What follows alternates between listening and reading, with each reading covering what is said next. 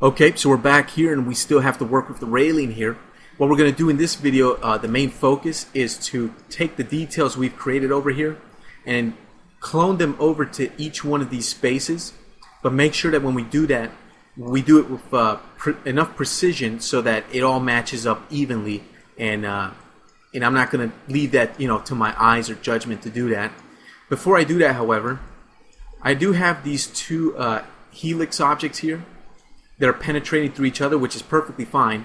But as you can see, these polygons are basically, they have the same exact, they're in the same spot, they're occupying the same space, and I don't like that because that could cause rendering issues later. So what I'm going to do is I'm going to go to element mode. I'm going to select all of these. I'm going to use the scale tool. You can see the penetration right there, the clipping, see that artifacting? That's not good. If you were to render out an animation later on with this, it's going to cause some issues. So I'm going to go ahead and scale that in just a little bit. There we go. Maybe a little bit more. Okay, something like that. So now you can clearly see it's not penetrating anymore and won't give any problems. Okay, so that problem is solved right there. Alright, so next thing I'm going to do is I'm going to leave isolation mode here. So here's our railing. How can we align the different points here, the different details here into these spaces? Well, there's about 101 different ways that we can do that. The way that I'm going to do it is just one of many, so let's just get it done. What I'm going to do is take the railing here, and if I go to the post spacing tool, I can see that I have 8 posts.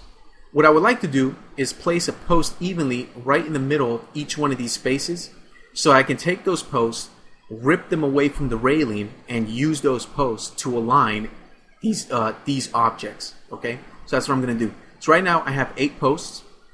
So what I'll do is I'll increase the number to about 15.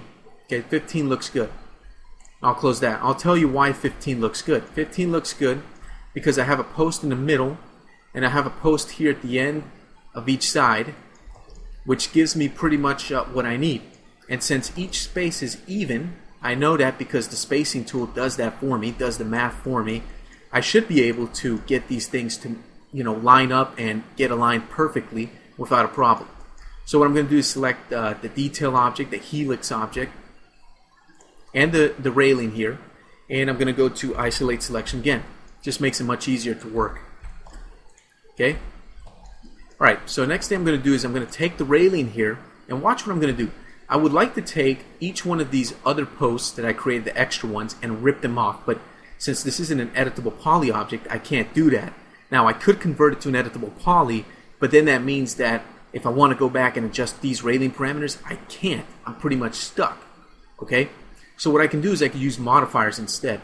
I can select the railing, I can go to modifiers, I can go to mesh editing, and we have an edit poly modifier here. And if the edit poly is applied as a modifier as opposed to a conversion, I can always remove this edit poly from the modifier stack, and I'll have my railing back again, and I'll be good to go.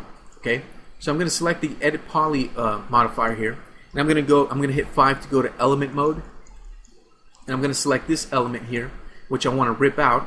I'll go to the geometry menu of the graphite modeling tools, and I'll detach. And I want to make sure I detach it as a new object, not as an element and not as a clone. So I'll hit OK.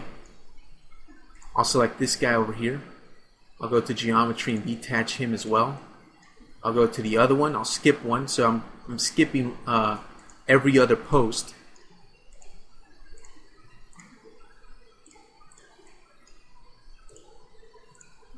And it only takes about a minute to do this, so it's really no big deal. Okay, perfect. So we're done with that. Now, I can't tell the difference. It's very hard to tell the difference between the post that I ripped off and the railing. So I'm going to take the railing, change the color, maybe to a green, and now I can easily tell which is which. Okay.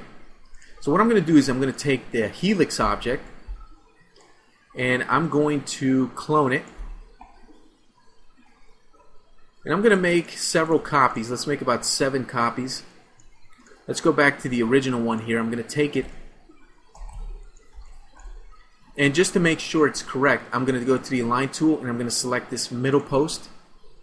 And you can see with the align selection default options, it's not good. So I'm going to tell it to align to the center on both the target and the current object. And I don't want it to align in the Z because you can see it moved it down. It's not touching the top rail anymore. So I'm going to check that off.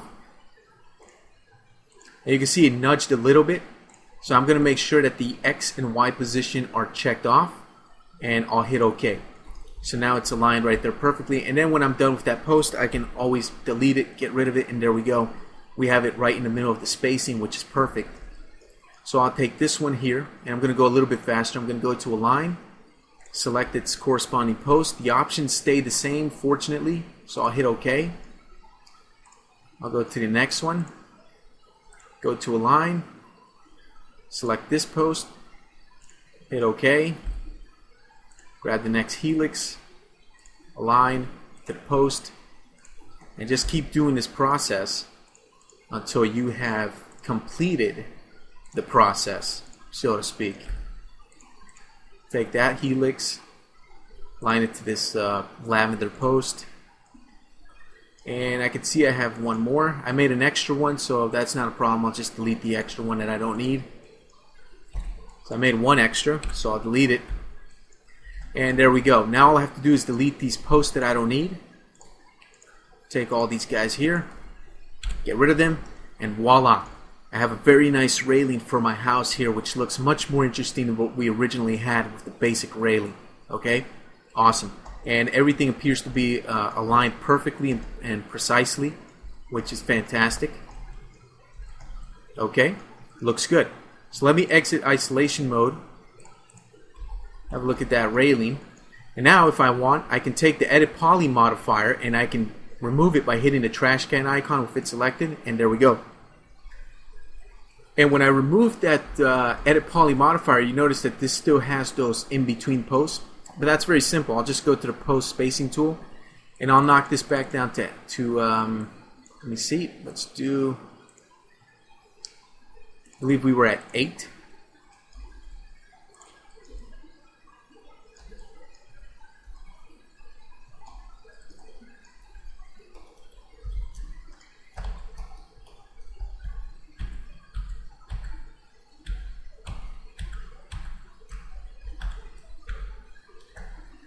Editor, edit that out of the video. Edit that out of the video.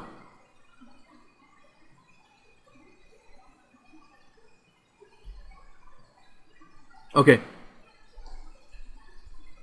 Alright, start again in 3, 2, 1. Alright, so now with this complete, all I need to do is take the work that I've already done and clone it over to the other side of the balcony over here. Okay? So to do that is not going to be too difficult. I'm going to take this railing and I'm going to say that I'm happy with the railing. I don't think I'll be making any more adjustments to that railing. So what I'm going to do is I'm going to collapse it, which is going to make it an editable poly, which is just fine by me. I was going to make it an editable poly anyway later on. Okay, now we do have this other railing over here, and we are going to replace that with our new railing over here. So let me take all of these little railing objects here, the helix objects. Okay, I'm going to take all of those, and what I want to do is I want to link them. And if we go up here to the 3ds Max interface, we have two tools. On the left we have a select and link, and on the right we have an unlinked selection. Basically what it is looks like a little chain. It allows you to parent objects to each other. Okay, so let's see how that works. I'm going to hit the select and link, and what I'll do is I'll click on any one of these helix objects I have selected. You can see the mouse cursor changes. I'm going to click and drag, and you can see that there's these sort of dotted lines that go to every single object you have selected. So all these helixes. And when we let go of the mouse on top of the railing, it's going to go ahead and link all that stuff, also known in other 3D packages as parenting. Okay, same thing. And when we select this, let's go back to the select tool here so we don't do anything crazy. Take this railing, and if I were to move this railing around, the helix objects follow it, essentially because they've been parented to the railing. Okay, so now what I'm going to do is pretty simple. I'm going to take this the railing here, just the railing, not the helix objects, just the railing. And I'm going to go to the Align tool, and I'm going to select the railing on the opposite side. Okay? And I'm going to cancel that. Editor, edit that out of the video. You forgot a crucial step to clone. Start again in 3, 2, 1. So I'm going to take this railing here, and I'm going to clone it over. Damn it.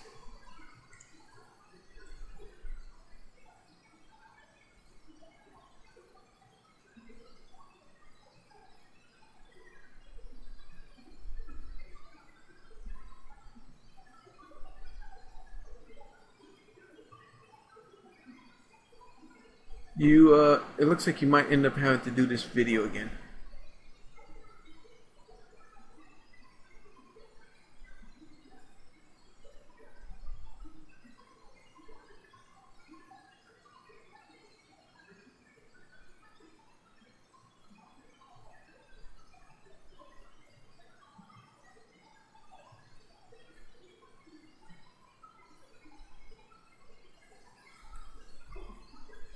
Okay, editor, we really messed up a lot, so we're going to try to salvage what we got.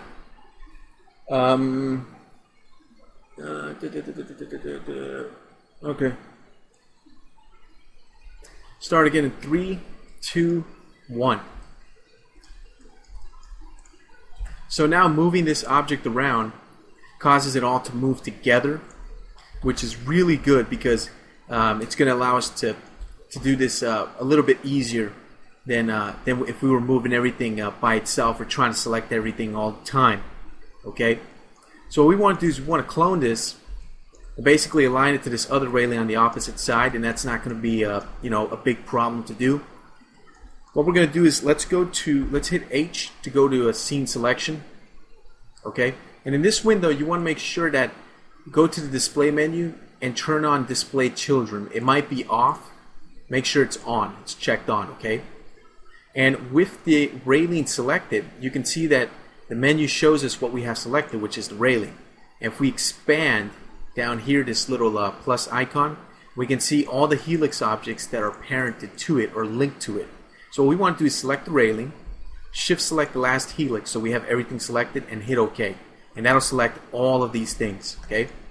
Now what we'll do is we'll just hold shift, move it over to make a clone of it. And we're going to make a copy in just one. Hit OK. Alright. And now just select the railing right there. And if we move the railing, you can see that everything just moves together, which is great. Okay. Now what I'm going to do is I'm going to go to the I'm going to select this railing here, and I'm going to rename it, and I'm going to call it Delete Me Please. And you'll see why in a moment. Let me select this railing here, the one that everything is parented to. Okay, I'm going to go to the Align tool, and I'm going to select the Delete Me Please railing. Alright, so now it'll fall perfectly on top of it due to the fact that they're sharing the same pivot point and they're so similar. Okay, so I put it center to center. I could also put it pivot point to pivot point because it's the same thing, so it won't make a difference. So I'll just use pivot point and X, Y, and Z. I'll hit OK. Alright, now we need to delete the original railing, which is hidden under there and could cause some problems. Okay, so it's going to be difficult to pick it just by clicking and stuff. So the reason I renamed it was so that I can hit H on the keyboard to go to select from scene, and I can just look for the Delete Me guide, which is right here. Delete Me Please. I'll hit OK. It's selected now. If I move it out of the way, you can see there it is. I'll delete it. Bye bye. Thank you. Served your purpose. Okay. So, and that is done right there. Okay, so that's going to take care of the balcony for the moment. I'm going to end this video because it's been going for a pretty good time here. In the next one, we're going to go ahead and do this little part right here, this little section there, and finish off the second floor.